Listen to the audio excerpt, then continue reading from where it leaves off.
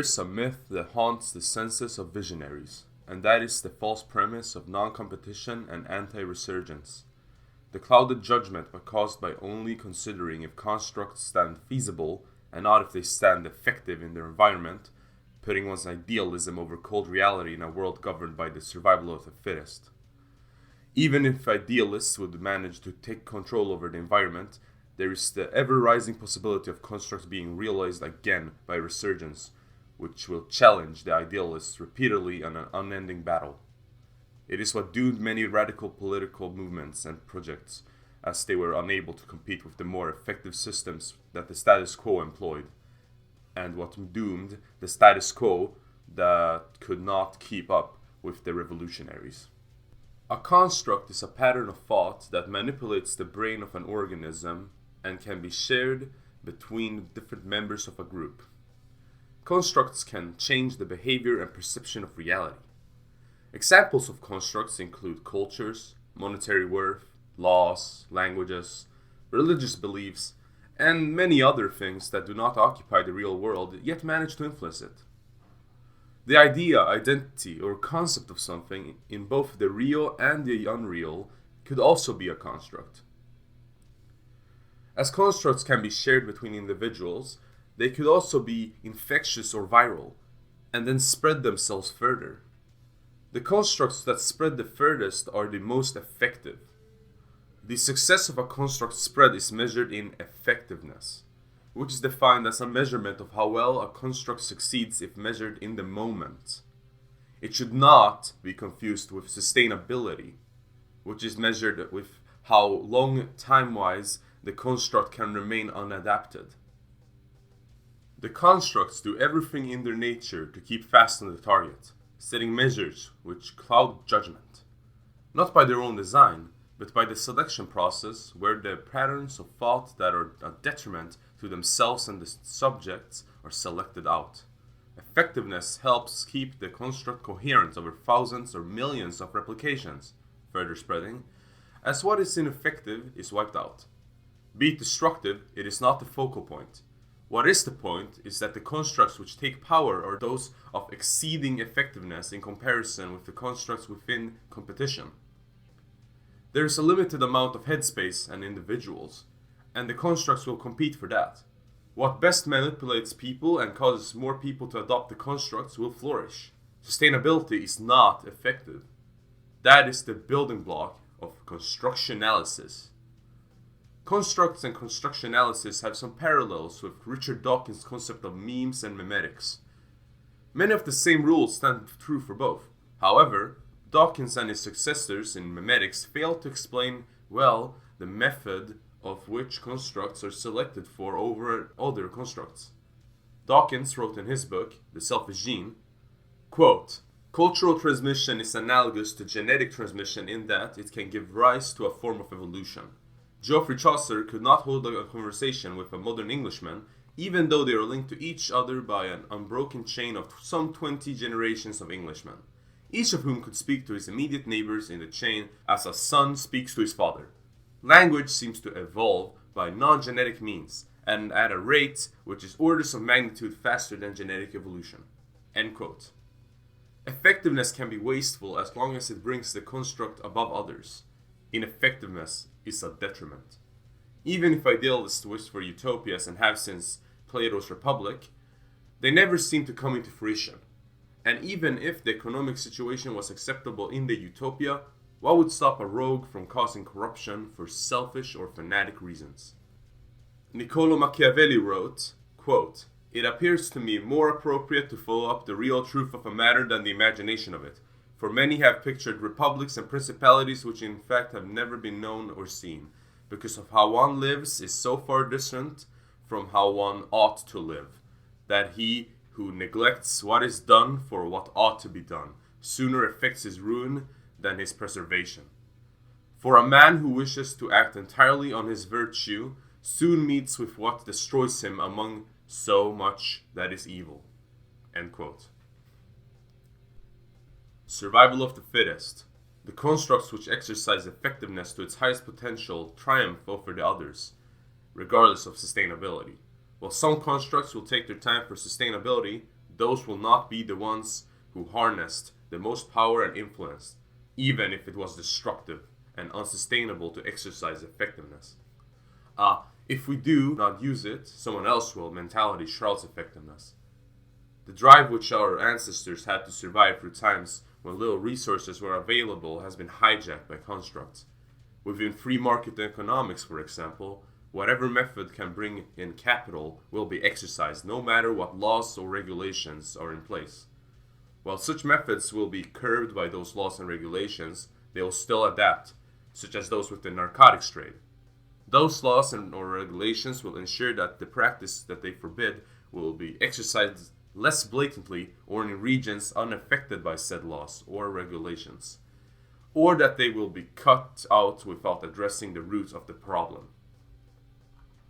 The short-sightedness of the drug dealer, which leads to the destruction of families and homes, is only a microcosm of unsustainability of effectiveness. Refer to billionaires such as oil barons, who profit from pollution and warfare in unstable yet oil-rich regions.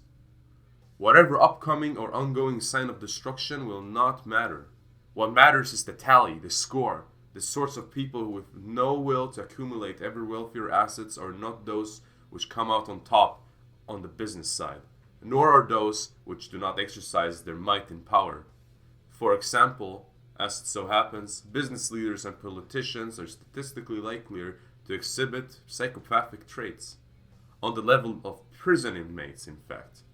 These traits include boldness, selfishness, and a lack of remorse and empathy. Such traits may be beneficial when combined with wealth, opportunity, and power in the aggressive and ever-changing business world. Effectiveness may give cutthroat results, but its results are enough to overthrow what we would consider ethical. What need does good and evil entail in trade and war, or the writing on the Ten Commandments and the sayings on the Sermon on the Mount under the pressures thereof? Not much when compared to the strength of might, armory, and the superior material wealth. Although I severely disagree with Redbeard's conclusions, there is a passage from his work, Might Makes Right, which I believe expresses my point very well. Quote, "Human rights and wrongs are not determined by justice, but by might. Disguise it as you may, the naked sword is still kingmaker and kingbreaker as of yore. All other theories are lies and lures." End quote. You can have all the human support you want to achieve whatever your ideal is, but in the end, the people with everything to live for will have their blood splattered and guts butchered by those with guns, bombs, and everything to kill for. One's idealism will not stop those who will get the world to burn for that edge in effectiveness. There is no justice without might. The selection process is quick and dirty without much thought. Conflicts in history can be understood from one view by the analysis of selection of constructs, constructionalysis, be it the tribe, religion, nation, or ideology. Other methods of analysis should not be discarded, however. Material wealth from the grounds one inhabits do play a massive role, but the knowledge to exploit it to its fullest extent and the willingness to die for that soil is provided by the construct. Constructs hijack people's minds and make them do things they would otherwise not do. Worse yet, the most effective constructs manage to set their fangs on their victims. Think of the punishment of hellfire suggested for apostasy in the Bible and Quran. They are horrifying and, before the time of the Enlightenment, sure to set the victim in line. If not that, fear of prosecution or hopelessness will get them back on board. Such ideas exerted from constructs were not made intentionally, but were selected for over thousands of years of brutal conditions and war, which would have wiped out the inferior systems. There have been countless movements that have attempted to reverse the doings of effectiveness. However, what Luddites have ever been successful? They will always lose because of their ineffectiveness. And in the case of a Luddite takeover, there is still the issue of resurgence. What would stop a rogue from causing corruption in that anti-effective culture if he were to be effective? Even if constructs were sustainable, it would eventually fall apart and be replaced. No construct will ever continue forever.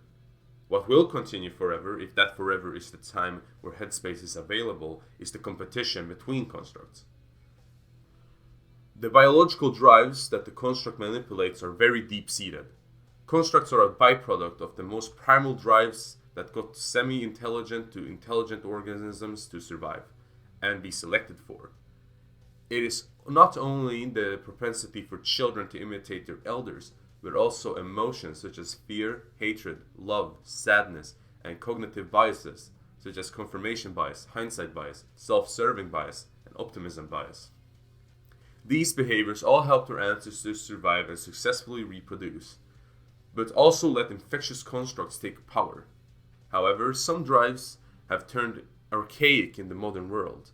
We were selected for in a savage and brutal Paleolithic world. It would be ludicrous to assume that humanity stands well adapted to the world of modernity, let alone the Neolithic. Insects will seemingly intentionally fly into burning candles and cause their own deaths. Why is that? Well, insects use the moon and stars as a compass of sorts at night, something that was selected for by evolutionary processes. However, during modern times, candles and other artificial lights which did not exist thousands of years ago might confuse the insect when flying and cause an early death. This, quote, self-immolation behavior, end quote, is a byproduct of an evolutionary advantage. It could be that many constructs, but not all, exploit these sorts of vulnerabilities in humans. While humans have a much more advanced nerve system than that of an insect, the example given is easy to understand and holds true for humans, specifically in child learning behavior. An infectious construct could hijack the transmission of knowledge to the child from the parent. Richard Dawkins wrote a good example in his book, The God Illusion. Quote, theoretically, children might learn from personal experience not to go near a cliff edge, not to eat untried red berries, not to swim in crocodile-infested waters, but there will be a selective advantage to child's brains that possess the rule of thumb. Believe, without question, whatever your grown-ups tell you. Obey your parents, obey the tribal elders, especially when they adopt a solemn, minatory tone. Trust your elders without question. This is generally valuable rule for a child, but as with insects, it can go wrong. End quote.